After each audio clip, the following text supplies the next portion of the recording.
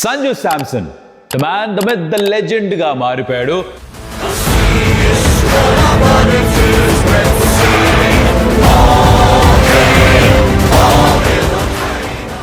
Fantastic నాక్. ఒక virtual quarter ఫైనల్లో he played the best innings of his life. And తనే చెప్పాడు పోస్ట్ మ్యాచ్లో, ఇది నా best day in my life అని. క్రికెట్ పరంగా ఆబ్వియస్లీ ఎంత మంచి నాక్. దీని నుంచి ఒక గొప్ప పాఠం కూడా నేర్పించాడు. దట్ ఏం జరిగిన లైఫ్లో టైం మారుతుంది. And that's the only constant in life. ధ్వజస్తంభంలా నిలబడ్డాడు in the run chase against వెస్టిండీస్. ఇండియా T20 వరల్డ్ కప్స్లో వాళ్ళ హైయెస్ట్ సక్సెస్ఫుల్ రన్ చేజ్ నమోదు చేసుకున్నారు.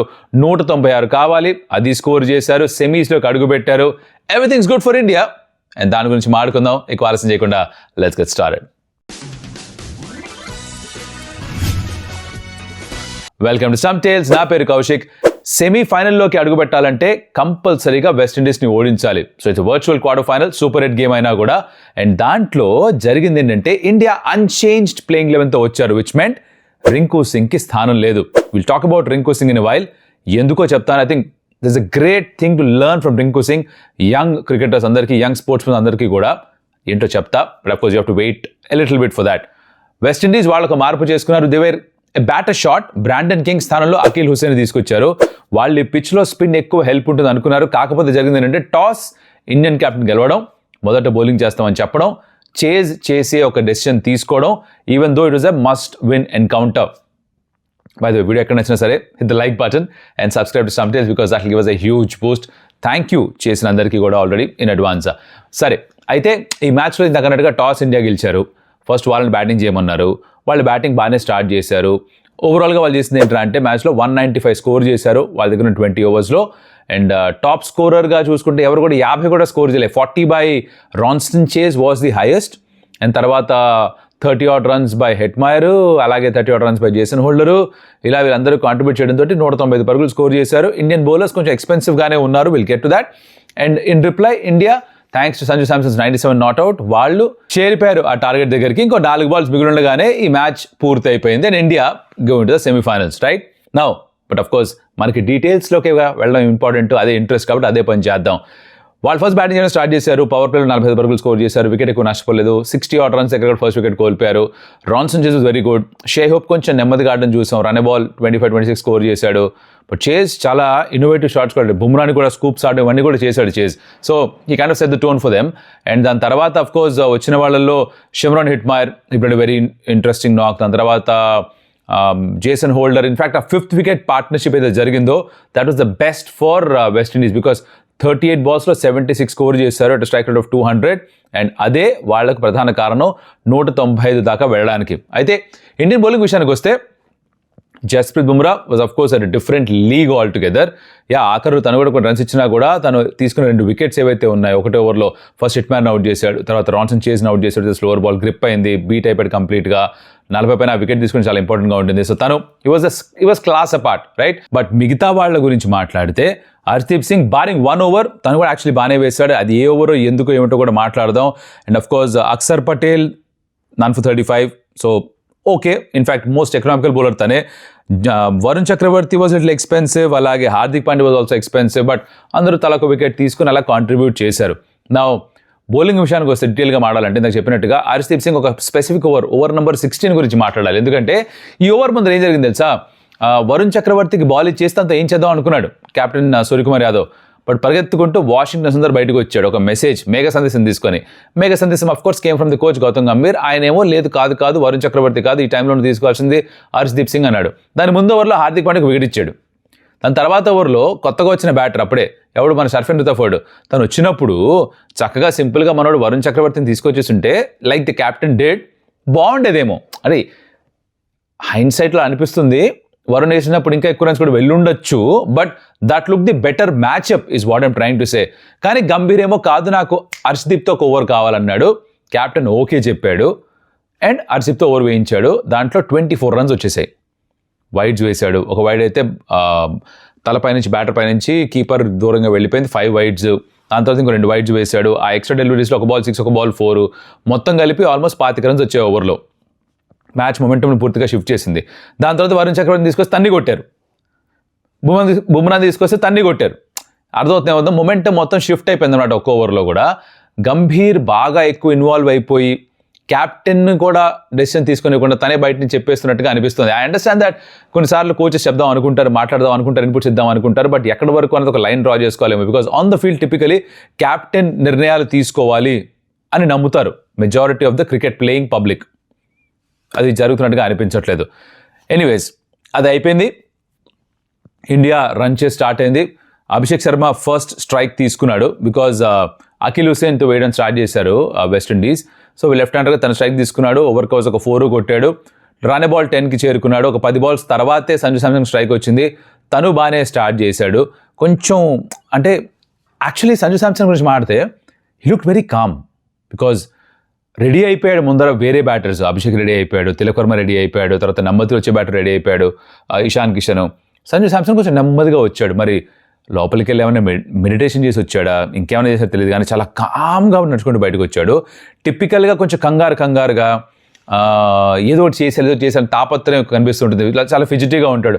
అలా లేడు ఇన్నింగ్స్ మొత్తం అంతా కూడా. If you notice the entire innings of his, ఆ కామ్నెస్, ఆ స్థిరత్వం పూర్తి ఇన్నింగ్స్ మొత్తం అంతా ఉండింది అనమాట. తను ఎలా అయితే ఆడాడో ఐ థింక్ అది tells you that he was in the zone. ఎలాంటి జోన్ తెలుసా ఇది? ఎంసీజీలో పాకిస్తాన్కి అగేన్స్ట్గా విరాట్ కోహ్లీ ఆడినప్పుడు ఒక 82 కొట్టాడు కదా, ఆ జోన్ ఏదైతే తను అచీవ్ చేశాడో అలాంటి జోన్లోకి సంజు శాంసన్ వచ్చాడు. సంజుకి ఇక్కడ ఏంటి అడ్వాంటేజ్ అంటే నథింగ్ టు లూజ్. దీని ముందర అసలు ఒక వారం 10 రోజుల ముందర వరకు కూడా ప్లేయింగ్ లెవెన్లో లేడు. ఇన్ఫాక్ట్ నేను కూడా తను ప్లేయింగ్ లెవెన్లో ఉండకూడదని చెప్పిన వాడినే. ఎందుకు అక్కడ ఎక్స్ప్లెయిన్ చేస్తా, మళ్ళీ చెప్తున్నాను. Not because is a bad player, but it's just that తనకంటే బెటర్ ఫామ్లో మిగతా ప్లేయర్స్ ఉన్నారు that point of time. So నేను అప్పుడు కూడా నమ్మింది that Sanju Samson should not have been in the playing eleven అని. I stand by it. Right, ఇక్కడ రన్స్ కొట్టాడు కాబట్టి నేను మాట మార్చాను, ప్లేట్ ఫిరాయించను. I still stand by that. కాకపోతే ఇక్కడ జరిగింది ఏంటంటే రింకు సింగ్ ఒక family emergency. At that point of time we didn't know what it was. తర్వాత తెలిసి వాళ్ళ నాన్నగారు హాస్పిటల్లో ఉన్నారని చెప్పేసి టీం వదిలేసి వెళ్ళడం, అక్కడ కాంబినేషన్ మార్చడానికి అడ్జస్ట్ చేయడానికి సంజు శాంసన్ తీసుకురావడం, ఆ మ్యాచ్ తను 28 స్కోర్ చేయడం, తర్వాత తిరిగి రింకు సింగ్ వెనక్కి వచ్చేసిన మళ్ళీ ఆ మ్యాచెస్ గ్యాప్లో వాళ్ళ నాన్నగారు అన్ఫార్చునేట్లీ తను చనిపోయారు. మళ్ళీ వెళ్ళాడు, అంత్యక్రియలు చేసిన తర్వాత తిరిగి మళ్ళీ వెనక్కి వచ్చింది, జాయిన్ అయ్యాడు. కాకపోతే అదే ప్లేన్లో కంటిన్యూ చేశారు. సో మీరు ఆలోచిస్తే ఇప్పుడు రింకు సింగ్ స్థానంలో సంజు వచ్చాడని కనుక నమ్మితే మరి రింకు వెనక్కి వచ్చిన తర్వాత ఆ స్థానం తనకి ఇచ్చేయాలా? ఇక్కడ తనకు అన్యాయం జరుగుతున్నట్ట ఆర్ ఇక్కడ సంజుకి న్యాయం జరిగినట్ట?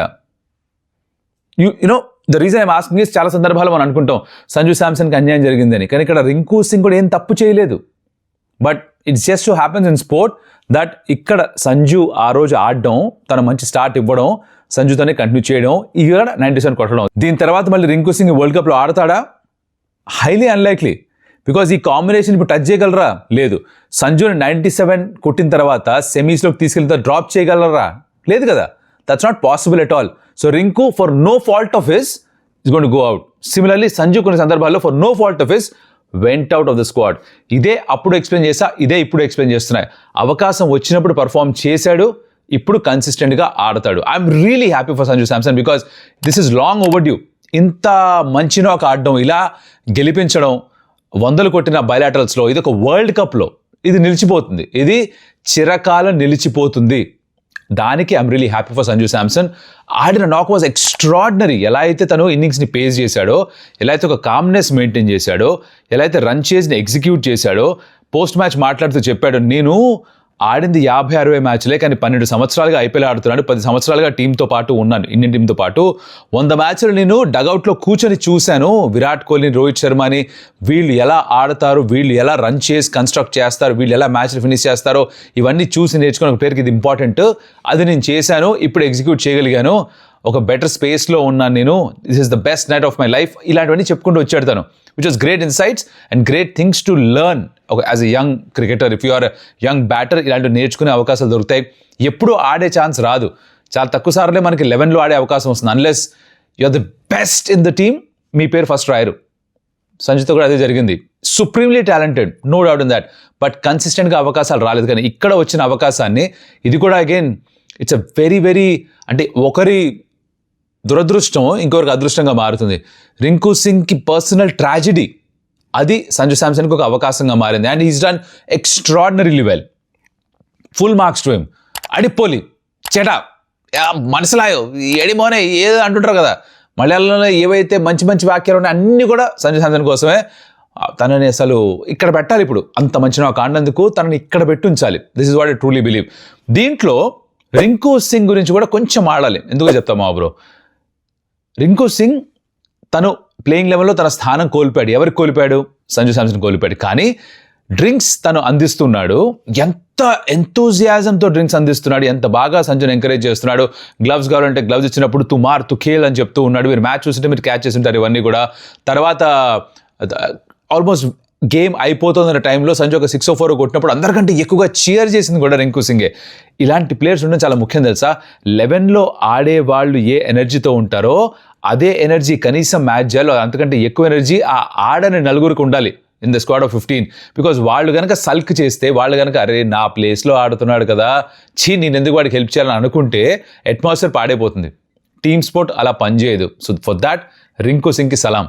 నిజంగా I mean the personal tragedy is going through, దాంట్లో కూడా వచ్చి మళ్ళీ టీంతో పాటు జాయిన్ అయిపోవడం, తను ఆడకపోయినా కూడా అంత ఎనర్జీ ఎంతూజియాజం చూపించడం, you have to really appreciate Rinku sing for that. I don't know, మీకు నచ్చుంటే, మీకు చూస్తుంటే కనుక let me know in the comments what you thought of Rinku Singh and his attitude. Of course, Sanju Samson was phenomenal. There's no doubt in that. It is his night. కంప్లీట్గా తనదే. And ఇక్కడ నుంచి semis ఆడతారు, finals ఆడతారు, ఎవరు ముట్టుకోరు తన్ని. There's no question about that. అలానే ఉండాలి కూడా. పర్ఫామ్ చేసినప్పుడు you deserve to get your opportunities. కొన్ని సందర్భాల్లో పర్ఫామ్ చేసినప్పుడు కూడా తన స్థానం కోల్పోయాడు. That was unfortunate.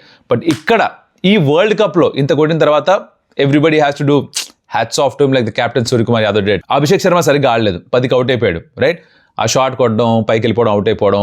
అగైన్ ఇప్పుడు ఇంకో విషయం చెప్తా, ఈ సెమీస్లోనో ఫైనల్స్లోనో Abhishek Sharma can score a magnificent knock and గెలిపించవచ్చు మ్యాచ్ని. Because that's how sport is. ఏ రోజు ఎవరు ఎప్పుడు ఎలా ఆడతారో తెలీదు. గ్రహణం పడితే అది వీడిపోతుంది కూడా, గ్రహణం వెళ్ళిపోతుంది కదా, జరిగిపోతుంది, తిరిగి మళ్ళీ సూర్యుడు చంద్రుడు కనిపించేస్తారు. అలాగే మీ ఫాము అంతే, మీ టైము అంతే, అది మారి తీరుతుంది. ఇది ప్రకృతి నియమం.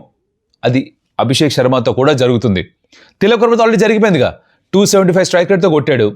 ఈ మ్యాచ్లో 180 స్ట్రైక్ రేట్తో బ్యాటింగ్ చేశాడు. 25-27 స్కోర్ చేశాడు 18 balls. ఎంత బాగా ఆడాడు, మంచి క్యాచ్ పట్టారు కాబట్టి అవుట్ ఆడతాను. రైట్, సో ఇలా టైం మారుతుంది. మళ్ళీ టైం మారినప్పుడు అభిషేక్ శర్మ గురించి రన్స్ వస్తాయి, వచ్చినప్పుడు దాన్ని కూడా సెలబ్రేట్ చేద్దాం. ఎవరు ఆడినా సరే ఇండియన్ టీంకి we have to back them, we have to celebrate them. కొన్ని సందర్భాల్లో కొంతమంది ప్లేన్ లైన్లోకి రాలేరు. రానంత మాత్రం ఎవరైతే వాళ్ళ స్థానంలో ఉన్నారో వాళ్ళ గురించి చెడుగా అనుకోకూడదు. వాళ్ళు బాగా ఆడాలని అనుకోవాలి. రింకు సింగ్లా ఉండాలి మనం. అంతేగాని వాడు సరిగ్గా ఆడకూడదు, వాడు ఫెయిల్ అయిపోవాలి, వీడు ఫెయిల్ అయిపోతే మా వాడొచ్చి ఆడతాడు. ఇది కాదు టీమ్ స్పోర్ట్ అంటే. This is something I'm trying to tell everybody is watching stump tales. Individual player worship కాదు, టీమ్ స్పోర్ట్లో టీమ్కి ఫస్ట్ ఇంపార్టెన్స్ ఇవ్వాలి అని ఎప్పుడు చెప్తూ ఉంటాం. Really happy for Sanju, really happy for Indian team. And I hope Abhishek and the rest of the batters వాళ్ళు runs contribute చేయడం స్టార్ట్ చేయాలని కోరుకుంటున్నారు, ఎవరైతే ఇప్పటిదాకా కాంట్రిబ్యూట్ చేయలేదో. నా ఇండియాకి ఏమైనా ఇబ్బందులు ఉన్నాయి మ్యాచ్లో అంటే ఖచ్చితంగా వాళ్ళ ఫీల్డింగ్, వాళ్ళ catching is a huge problem. Abhishek 2 important catches వదిలాడు. స్ట్రైట్ ఫార్వర్డ్ క్యాచ్ ఒకటి, ఇంకొకటి కొంచెం కష్టం, బట్ ఆ 2 వదలడం అసలు మంచిది కాదు. Going into semifinals not a good sign. దాన్ని ఇంప్రూవ్ చేయాలి. ఇక్కడ యాక్చువల్లీ మీరు గమనిస్తే కనుక fielding coach Dileep and the head coach Gautam Gambhir ఇద్దరు ప్రెషర్లో ఉన్నారు డ్యూరింగ్ ద మ్యాచ్. డ్రాప్ అయినప్పుడల్లా క్యాచ్ కెమెరామెన్ దిలీప్ని చూపిస్తున్నారు, ఫీల్డింగ్ కోచ్ని. ఏమన్నా సరిగ్గా జరగట్లేదు, రన్స్ ఎక్కువ వచ్చేస్తున్నప్పుడు గౌతమ్ గంభీర్ని చూపిస్తున్నారు. గంభీర్ కూడా చాలా స్ట్రెస్లో కనిపించాడు ఇండియా రన్ చేసి ప్రారంభిస్తున్నప్పుడు. రన్లు వచ్చిన తర్వాత మొహం పైన కొంచెం ఆ చింత తగ్గి మొహం మీద కొంచెం జీవకళ్ళు వచ్చి కొంచెం నెత్తురుచు కనిపించింది. అప్పటిదాకా కంగారులో ఉన్నాడు. బికాజ్ ఇక్కడ కనుక ఓడిపోతే ఇండియన్ టీం ఎలిమినేట్ అయిపోయేది. ఎలిమినేట్ అయిపోతే I think Gambhir's head was on the block. Gautam గంభీర్ని బహుశా ఇంకా చాలేమని వెళ్ళిపోయి చెప్పండి. Because T20 format is the only format he's doing consistently well. ఓడిఐస్లోనూ సిరీస్లో ఓడిపోతున్నావు, టెస్ట్లోనూ ఎలా ఉందో పరిస్థితి తెలుసు. సో తనకి కూడా to save his reputation, to do a good job, ఈ ఫార్మాట్లో ముందుకెళ్ళడం చాలా ఇంపార్టెంట్. అది ఇక్కడ కనిపించింది. సో కొన్ని మార్పులు, కొన్ని ఇంప్రూవ్మెంట్స్ చేసుకోవాల్సిన అవసరం ఉంది. At the same time semifinal will be at Wankhede. I think అది ఇండియన్ బ్యాటింగ్ స్టైల్కి ఇంకా బాగా సూట్ అవుతుంది. ప్రెషర్ని ఫీల్ అవుతున్నా అర్థం అవుతుంది. అభిషేక్ శర్మకి ఇప్పుడు రన్స్ ఉండుంటే ఎలా ఆడతారో తెలుసు. బయలాటర్స్ స్టెప్ అవుట్ అయ్యి ఫస్ట్ బాల్ 6 4 కొట్టడం, స్పిన్నర్ వేస్తుంటే అసలు ఎక్కడ ఊపిరి పీల్చుకోనివ్వకుండా బ్యాటింగ్ చేయడం, ఇవన్నీ చేస్తుంటాడు. అలాంటిది ఈ మ్యాచ్లో ఆడిన 10 balls-లో 2-3 balls ఖచ్చితంగా షాట్స్ ఆడుండేవాడు బయలాటర్లు అయి ఉంటాయి. బట్ ఇది వరల్డ్ కప్ ప్రెషర్ ఎందుకు వస్తుందంటే వస్తుంది. మీరు ఇప్పుడు అసైన్మెంట్ టెస్ట్, యూనిట్ టెస్ట్ రాయడం ఒకటి, బోర్డ్ ఎగ్జామ్, ఫైనల్ ఎగ్జామ్ రాయడం ఇంకోటి. బికాజ్ అక్కడ ఫెయిల్ అయితే జీవితకాలం మార్క్ ఉండిపోతుంది. Assignment, unit test, quarterly, half yearly fail అయితే ఎవడు పెద్దగా పట్టించుకోడు, పర్లేదులే అంటాడు. ఇది బోర్డ్ ఎగ్జామ్ లాంటిది, వరల్డ్ కప్. దీని ప్రెషర్ వేరేగా ఉంటుంది, దాన్ని సరిగ్గా హ్యాండిల్ చేయగలగాలి.